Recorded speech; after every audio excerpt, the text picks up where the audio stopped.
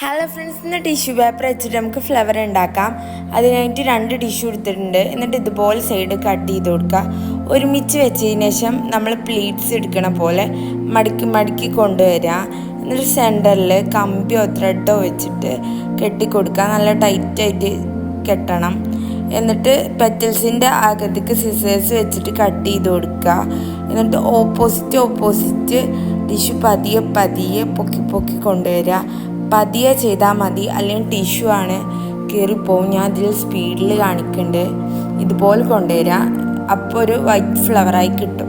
ഇതിൻ്റെ തന്നെ കളറുള്ള രീതിയിലുള്ള ഫ്ലവർ ഉണ്ടാക്കുകയെന്നുണ്ടെങ്കിൽ മടക്കണീൻ്റെ ഓപ്പോസിറ്റ് ബ്രഷ് പെന്നോ സ്കെച്ചോ വെച്ചിട്ട് മാർക്ക് ചെയ്ത് കൊടുക്കുക. അപ്പോൾ നമുക്ക് വേറെ ഫ്ലവറായി കിട്ടും.